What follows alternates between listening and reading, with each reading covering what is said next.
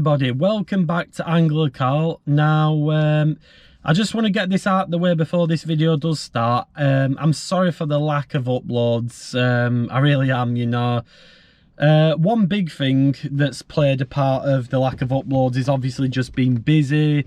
You know, I'm still working over Christmas and the New Year. And then the weather has been absolutely terrible. I'm literally filming this intro in the car because obviously I want to tell you some facts about this place, and I think it's going to be bad audio quality. Before I do get into any of this, please make sure you subscribe to the channel. Make sure you share this video around, post your comments down below, leave a like on it and do all that good stuff.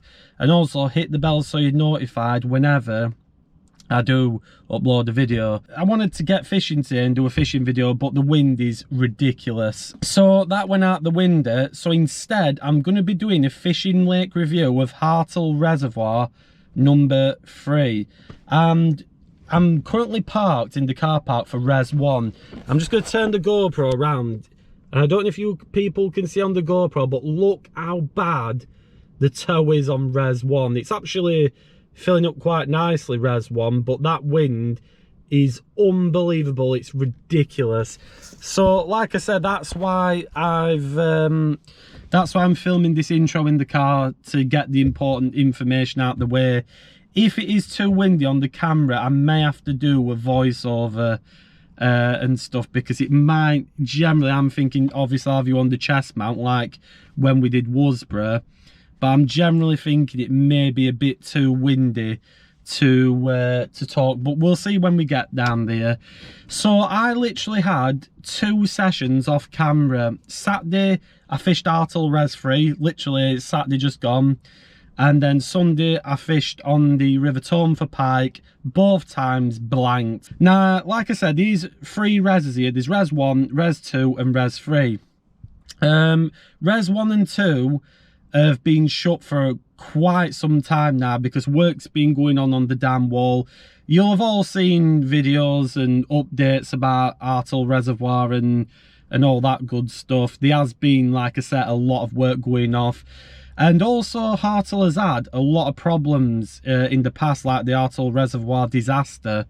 And again, if you search videos on it, you'll find out basically there was a lot of rain, it flooded, and then obviously Harthill lost a lot of fish, and unfortunately a lot of fish died, like pike, carp and everything. That was going back quite some time now.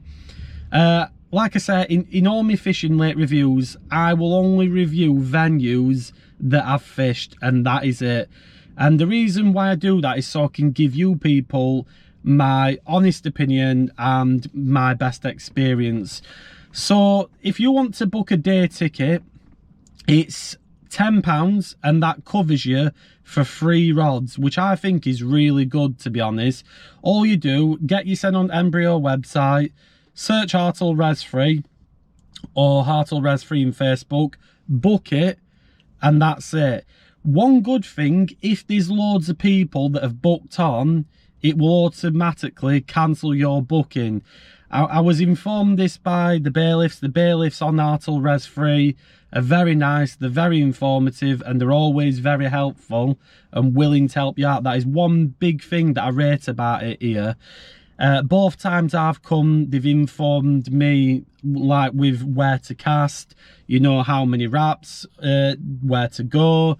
And yeah, they've done a lot of work, and it looks nice and tidy. It does look really good. So the next thing is, I would say if you're a match angler and you fish feeder or the pole, for me £10 a little pricey. I do think that. I think there should be a bit less of a charge, maybe £5 or £6 if you're using one rod. I think Res 3 is more for the specie anglers, in my opinion. Some will disagree with that, because obviously, yeah, you still can have a great day's fishing on match tactics, but I think just with that price, I think you're better fishing 2 rods, you know. Or maybe if you're a match angler, just bring a feeder rod and a waggler rod, get your money's worth, because like I say, £10 is, I think, is a little bit pricey for one rod, whereas if you're using 2 rods, you're getting more value for your money. Like I said, I fished 2 rods on Saturday, and then last time I came I fished 2 rods again. So if you come in, I would say get 2 rods. If you're a match angler, get a feeder rod and a waggler rod, and then you're getting more for your money. Because when you think about it like that, it's not a bad deal at all for 2 rods. The booking, like I said, is really simple. You can literally rock up on the day and book on. It's that simple. You know, just make sure you book it before you go onto your peg.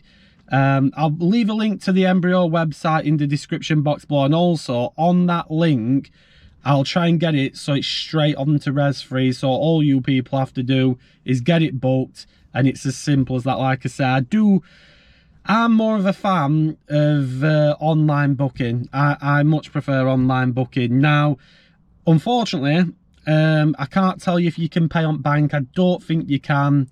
I'm not 100% sure. I think it's online booking only. The website will be up anyway, so I'm sure you'll be able to find all the information on the website in terms of, like, you know, if you can do that. But I'm pretty sure it's online booking only. And yeah, again, all the rules and regulations and stuff will be on the website, which that will be linked in the description box below. So I think that is all the important information out the way. If I think of anything else, I'll tell you people while we're down there, and let's take you a walk around Res Free. It's not massive, it's not Wasborough size, but it's still a decent size. So let's get out of the car and let's have a look. Right everyone, so I do apologise for the wind, but it is very, very bad, so you're probably going to hear a lot of wind. I did forget to mention some other prices for fishing the Res, but basically I've come from that car park, and you will drive your car all the way down here and you'll get to this gate here. So what you do, you literally just get out your car and then you just unlock this gate. Now this path is, this little road is way better than what it used to be. It used to be absolutely terrible. So there you go. Anglers for Reservoir free, and then just close gate. You do have to lift it up a bit, it is a bit tight, but that is literally the gate to fish, sorry, to get down to Res Free, and then you'll drive down this path. I'm gonna actually mention the prices, everyone. I've just got it up on my phone. So obviously a day ticket, which is 8 AM till 8 PM, 10 quid, a 24-hour session, 20 quid, and then a 24-hour session for an adult, plus under 18, 30 quid. Again, I'll be putting pictures on screen somewhere so you people can see. I'm just going to have a look for some more information while I'm talking to you people. It says the third Res at Harthill is a popular runs water with a very high stock of carp ranging from £8 to low 20s. Again, I'm reading this off the website and I'll put it on the screen for you, with bites almost guaranteed. It's a bit of a bold statement, that bites almost guaranteed. Apparently it's a good place for beginner or young carp anglers to practice their techniques. To be honest with you everyone, I do think it is more for the carp angler. Now they have been doing quite a bit of work here, chopping trees down and like sort of grinding it up and stuff. It does say 13 new swims have been added along, and I'm going to go more into detail about the swims on the video, because you can actually cast to the far bank without disturbing any other anglers, because there's actually no pegs at the far bank. And it says parking is available between the first and second reses with a short walk. Now, for me, it's not really a short walk. It's an absolute trek. So make sure you've got a bar. In fact, there's a load of cars here today, so I'm just gonna have to be careful where I film and stuff, because there's a lot. So as you can see everyone, where all these cars are parked here, this is your car park, and this used to be really boggy, and it seems to me like they've been obviously doing a lot of work to it. They've cut a lot of trees back, and like I said, where all these cars are, this is where you park. It's one of them nice sort of like stony car parks, so you can park here, you know, park there, park there. Just be wary of other anglers getting by. Make sure you don't block any, you know, cars in and stuff. And then once you've got out your car, there's a few signs here. It says Anglers Car Park, then there's a bunch of prices. That's your prices there. I'm just going to check if you lot can see that on the GoPro.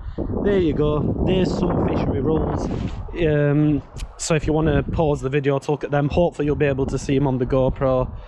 I would 100% recommend getting a barra. 1,000,000% recommend getting a barra, because it is an absolute trek when you walk down here, because obviously you're coming from this car park, and I'm literally going to take you lot now on the walk where you go with the barra. And like I said, I don't want this video to be too long, but at the same token of breath, I want to show you lot how long it takes to walk down here.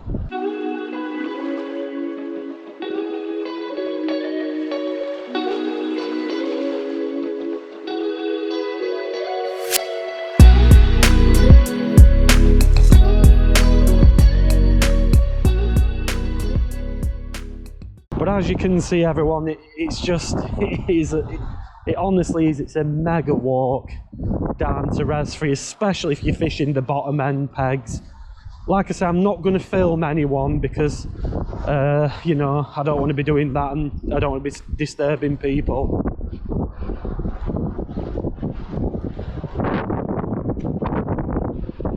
For those anglers as well who do get a bit tired, there is a bench here, so if you want to like put your barra there and have a bit of a rest, then you can, because oh my god, this wind.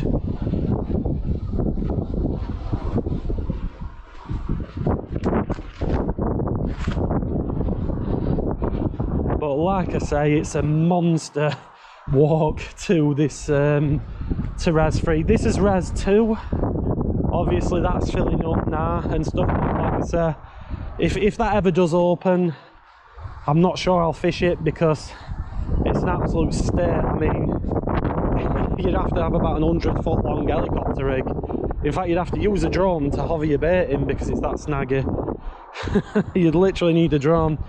It's that bloody bad. You know, it's an absolute snag pit. I don't know why they didn't just cut all that before they filled it up, but there you go. I'm not the people who own it, thankfully. But yeah, if there's any more questions you people have got, like I say, get it in the click in the link in the description, and that will tell you everything. It is a nice view. You've just got fields at back here, and Res 3 is very secluded. There's a public footpath what runs along the back of the pegs, but the pegs are sort of pushed, like the pegs are sort of out of the way. You'll see what I mean when we get down here. But the pegs, they're sort of just, you know, you've got like cedar paths here, and then your pegs are like right towards the res, so you know, you don't get disturbed too much by people. It's only, you sometimes get the odd passerby asking if you've got out, or maybe an angler that wants to fish it, which is fair enough. So you'll be coming, when we walk down here, you'll come up to a path and it goes two ways. One way takes you over a bridge and takes you around the back of Res 3, but that's no good because there's no pegs round that bit. I will go to that bit now just to show you people the Res 3, because it's a lovely view on the bridge and you do get a good view of Res 3. So this is the path you'll take. You'll go down the left hand side one to fish.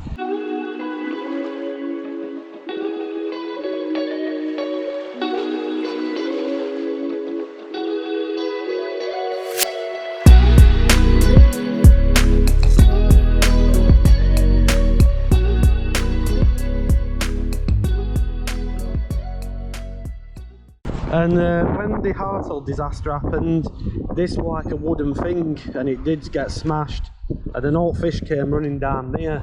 Again, there's another sign here. You've got a QR code where you can purchase day tickets. Again, there's plenty of signs so you know what you're doing. I might be able to get on this first peg actually, everyone.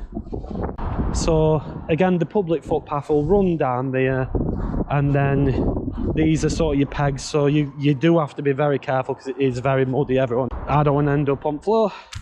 But again, you've got a nice, most of them are like this, so you've got like a walkway and then the pegs here. There is a double peg. Now on the Harthill website, it shows you a map of the res, and that is actually outdated because it only shows you one double peg. There is actually 2 double pegs. So say if you and a mate come, or you and the missus, you can literally both fish. It is a bit snaggy over there, but this isn't a bad peg, obviously. You know, I once were going to fish this one, but I didn't end up fishing it in the end because obviously I like to get my shelter up. This one's probably better if you're doing a bit of feeder fishing or waggler. You know, you've got plenty of room for seat box and that, and then obviously, you know, the wind's coming back this way today, so this one might be a good peg to fish, and also it's near where water drains down into res 2. So we're gonna have a walk up there. I'm not going to show you the double peg if someone's on it, everyone, because it's not fair. If they're in the bivvy, then I'll quickly turn around and show it you, but obviously I don't want to disturb anyone.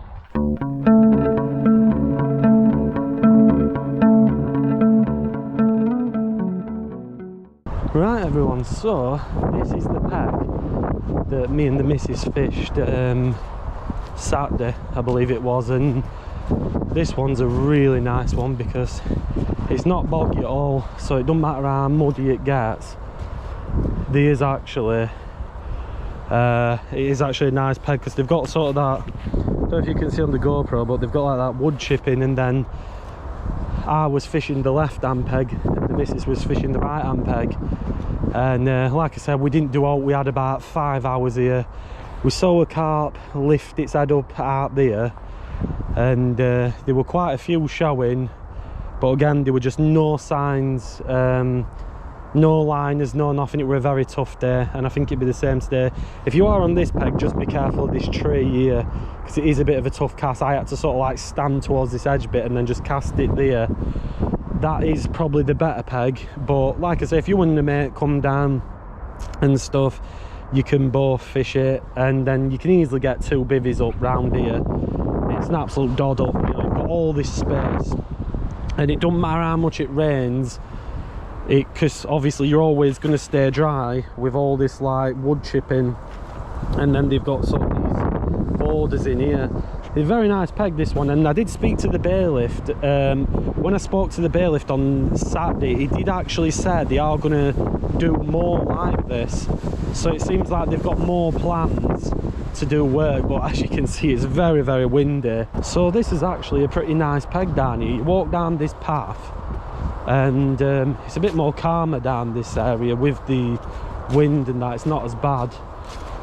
So the species that are in here are massive carp. I'm not lying, if you go on their Facebook page, there's like double figure carp, there's tench. I've actually, me and the missus had some great tench out here. I'm going to put some photographs somewhere on the screen of the tench I actually had out here, and I think that was around April time when we fished it, and we fished a hybrid feeder with a pellet and we caught some awesome tench. I had a good take on a boilie, but I ended up losing it because it shot straight off down the right hand side, and I'll show you what peg that we're on.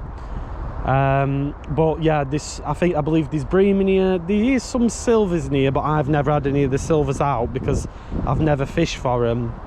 And also, to top it off, there's some, I've heard there's some double figure pike in here as well. So if dead baiting's your thing and you want to come piking, then get down to here, because someone did actually catch, I think it were a week ago or a few days ago, they had a 20-pound pike out of here, which is insane.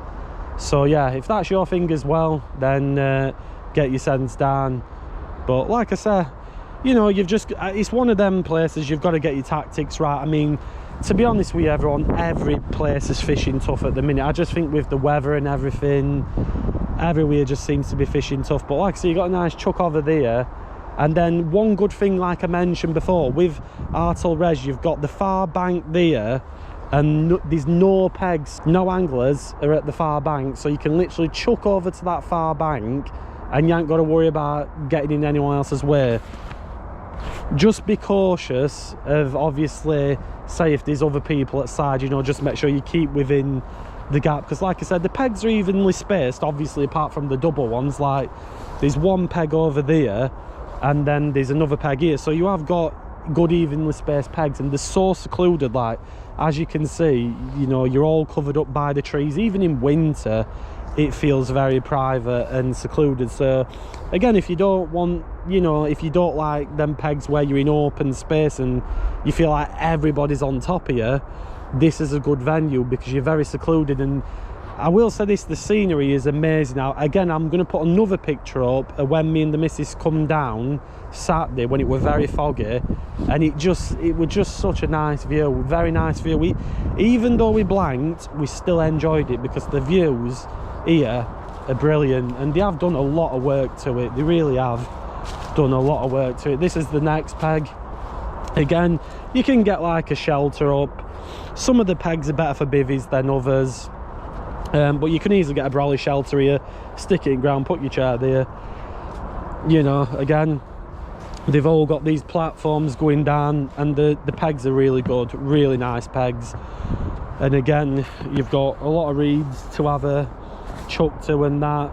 This bit looks kind of good for pike because you've got the overhanging tree, you've got the reeds here, some reeds here, and then the reeds to the far bank. So again, if you could, maybe you want to chuck a dead bait out over there, that's a good idea. But again, even this peg is very secluded. In summer, you won't even be able to see that peg there because this tree would be just full of green.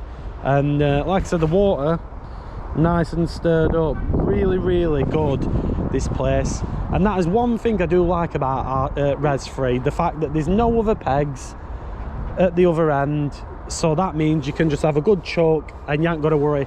Just be careful that you don't chuck too far, because some of these trees do overhang and you can get snagged in them. I have seen spawns stuck in the trees before, so make sure you clip up and make sure you don't push it too far, because some of them trees do overhang, and if you go in them, it's good night, and that's it. You'll have to cut your line and stuff. So yeah, I definitely recommend don't do a big chuck, you know. Make sure you just, I would say, maybe clip up 1.5 meters back, and then that way you're catering for them overhanging trees what are at the far end.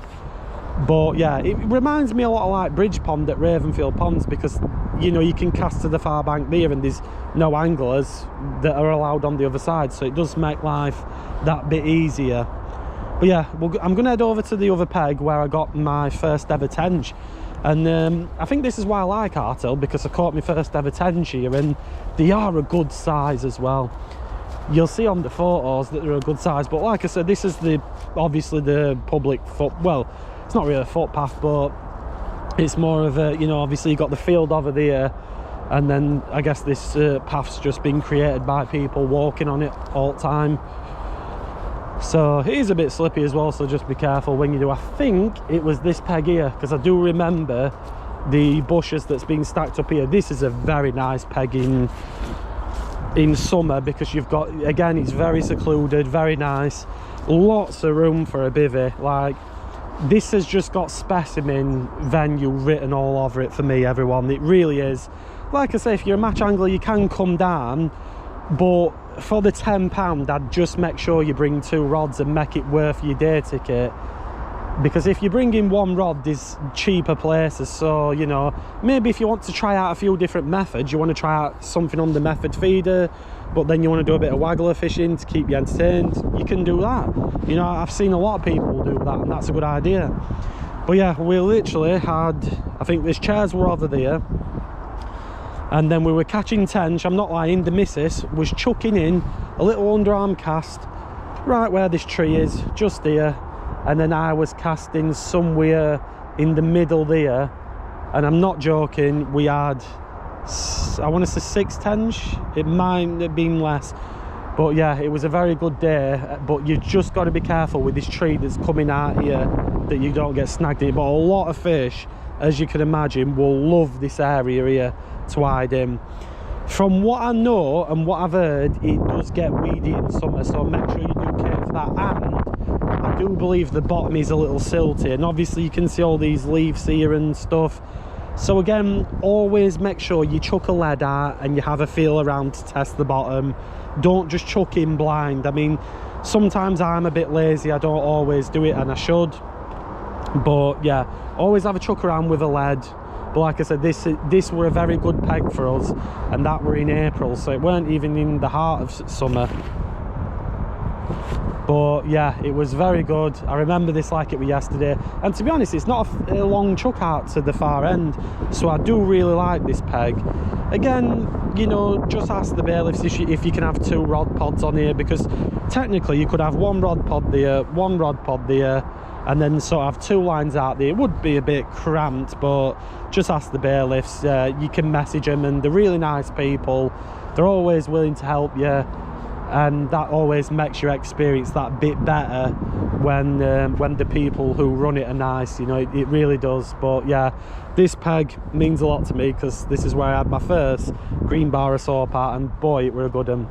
But yeah, when you look back, again, lots of room, and very, very secluded. Really is a secluded private venue this. Get to the end peg, which is down here, and then I'm pretty sure that's about it, everyone. Then we'll wrap this video up in the car. I'm pretty sure it does warn you of some overhead electric lines on this sign here. I'm not sure. There they are, just there, so I don't think you'd be aware. Now with this peg, this is the very end peg. Do be careful, because it is a very steep bank. I don't see many people fishing this, and probably for a good reason. I'm gonna have to be careful walking down the bugger. So if I go down like that, there we go. Again, this is the only one I've noticed that hasn't added one of them platforms running back. But again, if you ask the bailiff, if you want to make and get a rod pod there and a rod pod there, this would be even better, really. But again, you just have to be careful with all lines. And then this one looks good, and I don't know if you can see the bottom on the GoPro, but it's very like, there's a lot of leaves, a lot of sticks. So make sure you use something that will be nice and light and sit on the bottom.